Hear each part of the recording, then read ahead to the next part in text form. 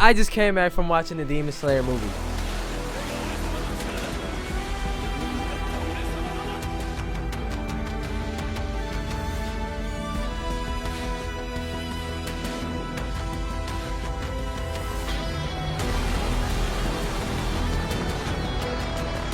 Watching the Demon Slayer movie, man, I really enjoyed this fucking movie, and off the rip, it's getting a 10 out of 10. I used to have a Demon Slayer poster back in my old room, so the lies, it's not lying right now, okay? That movie was fucking fire. It's kind of mad because I already seen the clip of Zenetsu and 1 to 2 minutes of that fight on Twitter, but I finally went to go see the Demon Slayer movie, and off the rip, the opening with this movie, the character development that you see with every Hashira, or even some of the main cast of the kids, or even their backstories, or even some of the demons and also their backstories, really made this movie come together. Now this is going to be basically spoiler free without me saying the main parts of the movie, but mainly what I really loved and enjoyed about the movie in certain segments in that nature. Yet I kind of wouldn't advise watching this. I'm not going to be spoiling things, but more talking about the things I enjoy, so it's kind of spoilers but not really. We're going to get into Akaza the Demon.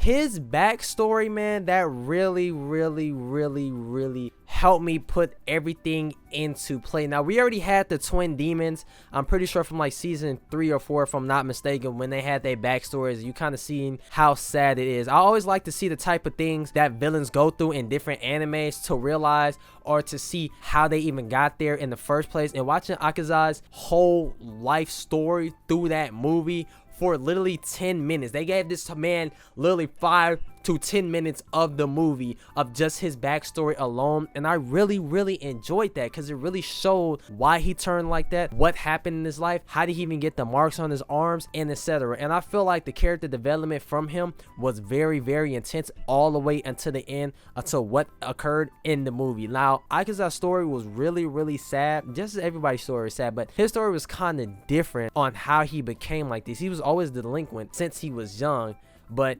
even the way he kind of treated his dad, and after what his dad did and etc., he kind of got into the dojo, started fighting, had to take care of somebody else, and he was used to take care of his dad, to the point to where he kind of seemed like he could be happy again or have a new life, you know what I'm saying? He didn't want to fall back into old ways, but then those old ways still follow him and caught up to him, just for him to revert back to what he used to be. And it's kind of crazy to see things like that, because he actually believed that he can do the things that he said he was going to do, such as be reborn and have a better, new, and more funner life like his pops told him. In the end, man, when it just all happened, you know, you can't save them all, you can't predict what life can do. It's only the choices that you make and how you can go about these things. And I felt the man for what the things he did and how he kind of treated that situation. I felt him in every right, and I feel like he kind of had the right to what people did, but it wasn't his fault on what occurred. So his backstory, really enjoyed that, really made me love the movie. That's his segment. Fucking phenomenal. Zenetsu's segment of the movie. Now, when I watched Zenetsu's segment, you know, we all was there for it. The Twitter, his iconic fucking pose of him falling down in the towers, just looking just fucking totally ore farmer. This nigga was just cool as fuck, just staring. Like, we all wanted to see Zenetsu in that moment and see why he was staring like that and why he was so determined in this fucking movie.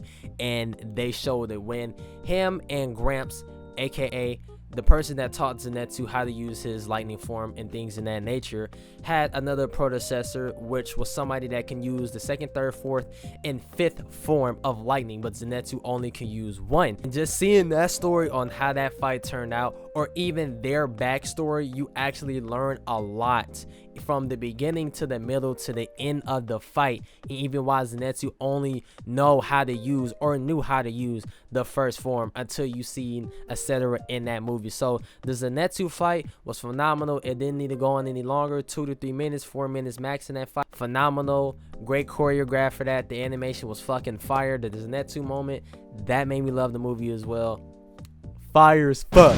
The Tanjiro segment was in the same segment as the Akaza, the demon segment, but Tanjiro's, the reason why I'm putting Tanjiro kind of separate too is because his segment, he also learned something in that fight that kind of helped Akaza learned something very, very, very different from what he was accustomed to, because obviously he's a demon and he forgot his memories. We also had another backstory of Tanjiro and his father talking to Tanjiro about just the way of life and the way to do things and the way that him and his family traditions will go on and continue and etc. And he always told him that it's a different type of way of living, a different type of feeling that you can get to where things can matter, but the stress, the spirit that you have, the fighting spirit, the hatred that you will have won't be there no more, and it would just flow. Like how Spike Spiegel off of Cowboy Bebop say, I moved you just like water, just like Bruce Lee say, I moved you just like water.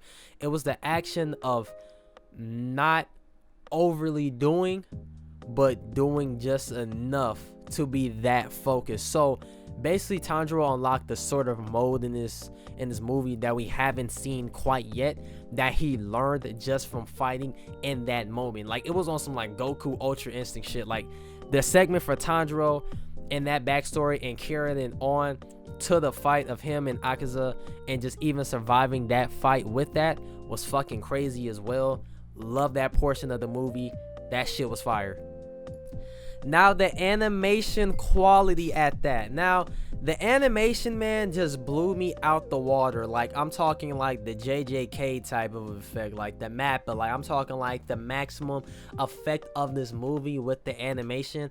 I'm literally looking at everything, like how they blend in the 3D if the wood would get broken or explosions, and how everything else is moving, but the 2D can revert the camera angles, the camera shots. Like everything in that movie was so on point that I'm glad they actually made this movie instead of turning it into like, you know, episode. I don't know if they're gonna turn the episodes. If they did, that's cool as well, but the movie really needed to be made, and I feel like a lot of animes can take from this and learn from this, even though some animes have done this. But to do this and make it at this quality really made me just enjoy how much people put their time and efforts into these things. And the movie deserved all the money, it deserved all the accolades, it deserves all the good ratings that it should have gotten from that fucking movie. Now the Demon Slayer movie, like I said, man, was a 10 out of 10 for me. Y'all should really go watch it, really go enjoy it. I really didn't try to, you know, spoil things or say too much, just the base things that I like without getting into most of the details about the movies, to where you can learn different stuff and